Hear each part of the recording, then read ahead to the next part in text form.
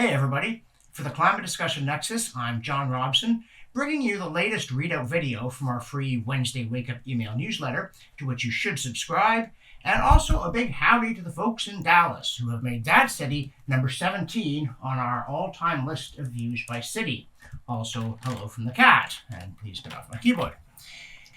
Now, we are a bit behind in the newsletters, so I'm reporting on one that was written while COP29 was still going on in Baku, Azerbaijan, although I had by that time arrived safely home despite various follies with my luggage outside of Azerbaijan, of the sort that you might have thought would be more likely while I was in Azerbaijan.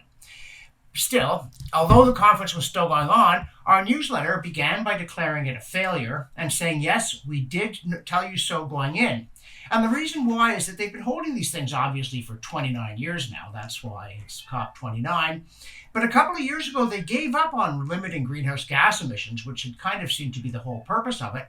And instead, they were just going to get rich countries to give poor countries a whole bunch of money to help them either not emit greenhouse gases, even though they were going to, or mitigate the damage that was supposedly occurring to them due to bad weather that was supposedly caused by us. And we knew perfectly well, and they should have too, that the rich countries were not going to come up with the kind of money they wanted or anything like it. If they were willing to, they'd have said so ahead of the conference. And if they hadn't said it publicly, they'd at least have said it privately, so they'd have gone to Baku knowing they had a great announcement to make. But they didn't, the result of which is that the conference failed before it even started, and while it was going on, and then, of course, when it ended. Now, in the newsletter, it's not all COP all the time. We did also talk about the fact that, okay, it is all COP all the time. We talked about the fact that Azerbaijan is a petrostate. And this, of course, was a kind of tactfully awkward thing about this host and the last one, which was Abu Dhabi.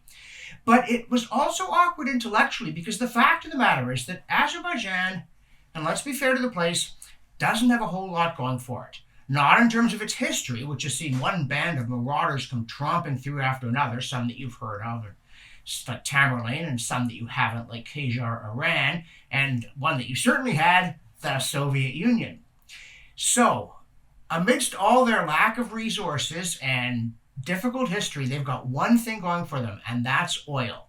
And to tell them, never you mind that, just live mired in poverty and insecurity, was never going to impress their government, and it certainly didn't. And it wasn't going to impress a lot of other governments either. So this conference really was a non-starter, though it started anyway. Now, in the newsletter, we also, I'm not kidding, it's not all COP all the time. We did also mention that at one point one of us was searching for airline flights and was offered one with, quote, below average CO2, end quote. Which, if you believe we cared about that, that's a bit odd to begin with. And if you actually believe that this metal tube full of human beings is going to take off at sufficient speed to get up to 5 miles in the sky and then move people from one continent to another without giving off a lot of CO2, then maybe there's a bridge in Brooklyn we could also interest you in. We did also note the resignation of the editor of Scientific American over her fulminating against Donald Trump in obscene fashion, which she then said didn't reflect her beliefs. I'm not sure whose beliefs she thought they did reflect or how that person's beliefs had come out of her fingers. But anyway, she went left to go bird watching. So the question is, will Scientific American drop its obsession with progressive politics and climate, or will it just continue to spiral downwards? Time will tell, and so will we, because otherwise we don't do Time Will Tell here at CDN. We also have noted the fatuity of politicians who think they can redesign entire economies without ever having run a corner store. And so Blacklock's reporter points out that Canada's former Environment Minister, who's now over at Natural Resources but seems to think he still has his old job, presides over a department that, quote, to date has subsidized about 6% of the charging ports it predicts Canada needs to comply with electrical vehicle mandates, end quote, and has spent $1.2 billion not getting anywhere significant. So, would you let this man decide that everyone has to drive EVs? Would you trust him to tell us that that's a fine arrangement that won't disrupt our way of life when he can't even build plugs? At CDN, we would not. Oh, and speaking of tunnel vision, the Canadian government does keep finding new ways to funnel money out to electric vehicles and insist that one day we'll thank them for it. Uh, but not today. Because focus groups that were convened by that same government to prove that they were great and popular found instead, and this is Blackbox again, that a lot of Canadians think EVs are too expensive, won't cause a jobs boom, and that their manufacturing has an ugly environmental footprint. So apparently the voters, of all things, know more than the government. As Jay Budziszewski once said, people are logical slowly. The Canadian government does not have that attribute. Also, a Net Zero Watch press release complains that, quote, another wind farm surpasses £1 billion in subsidy payments, end quote. It's the fourth one in Britain to do so. And here we were told that renewables were now cheaper than conventional energy.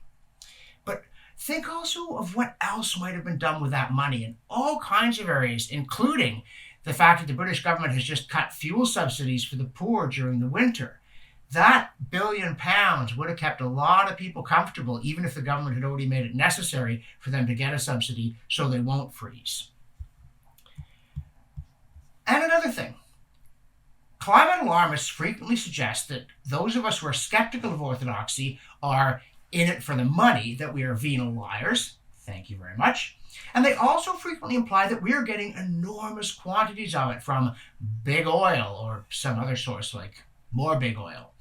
But the curious fact is that if you're following the money, it's not us that have most of it. Canadian correspondent asked us if we'd seen the Canadian delegation while we were in Baku, and we explained that they weren't hanging out with the hoi polloi. But the other thing that is worth noting is that the Canadian government managed to send 270 people.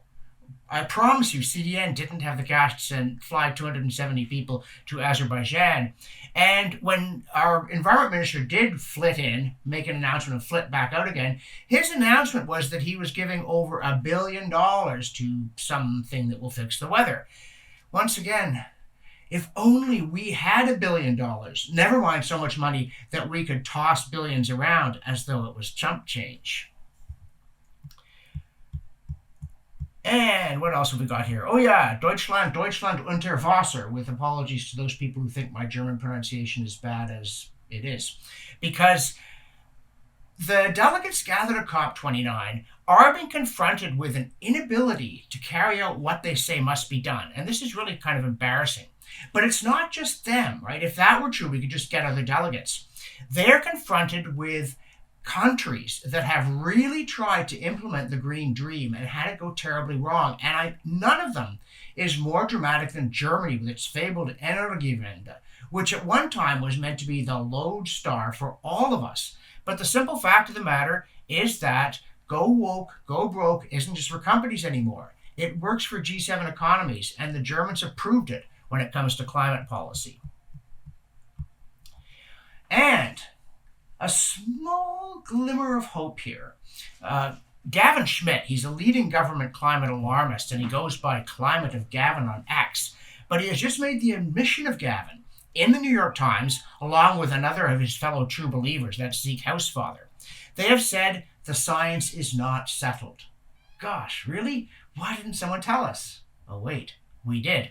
But there's a specific point here, and I actually shouldn't be too sarcastic, because it's good that Schmidt and Housefather are actually willing to admit that something has happened that is contrary to their expectations and their dogma. That's what real scientists do. And the specific point is this, quote, the unusual jump in global temperatures starting in mid-2023 appears to be higher than our models predicted, even as they generally remain within the expected range. While there have been many partial hypotheses, new low sulfur fuel standards for marine shipping, a volcanic eruption in 2022, lower Chinese aerosol emissions, and El Nino perhaps behaving differently than in the recent past, we remain far from a consensus explanation even more than a year after we first noticed the anomalies, and that makes us uneasy, end quote. And funnily enough, it has the opposite effect on us, because what makes us uneasy is when scientists talk like cultists, chanting the same thing over and over in an eerie monotone. When scientists talk like scientists, we feel a lot better about the whole business. So good for them noticing this, and let's keep on looking at how reality's not really matching what their models are saying, because it's a bigger phenomenon than just this one spike in heat. In the newsletter, we've wrapped up our Cheerful Chart series. It went on longer than we'd expected because there was actually so much cheerful news. But now we're on to a new one called Green Blackout. And this is about the fact that the IPCC in particular doesn't want to talk about the fact that rising carbon dioxide levels have led to an impressive planetary greening. And an impressive planetary greening doesn't just mean that there are now plants on hillsides where there didn't used to be. I mean, some environmentalists might say, oh, great, more plants, and others might say, oh, boo, no, everything is precious just the way it is. But I'll tell you what a lot of those plants are: crops. And in lots of places in the world where hunger still stalks humanity, the fact that there are more crops, I think, is unambiguously a good thing. So, what's the story here? Well, the first place we look is in the summaries for policymakers. The IPCC does some good scientific work, and it goes on at great length, and then it produces these summaries for policymakers that are actually kind of written by the policymakers for the policymakers to reflect what they wish the scientists had said, not what they did say. But these ones certainly don't reflect anything on the subject of global greening. They just don't talk about it, because all effects of CO2 are meant to be bad, and all bad things are meant to be effects of CO2, and virtually everybody who likes plants, from farmers to gardeners to people who eat food, think more plants are a good thing. We also produce a few quick observations on the subject of climate science, including the idea that governments really have to stop nitrous oxide emissions, and they're doing all kinds of weird things to farming, speaking of not having enough food, in the name of that, at least in the advanced world. But actually, it turns out that the effect of nitrous oxide is tiny, and it really isn't worth worrying about.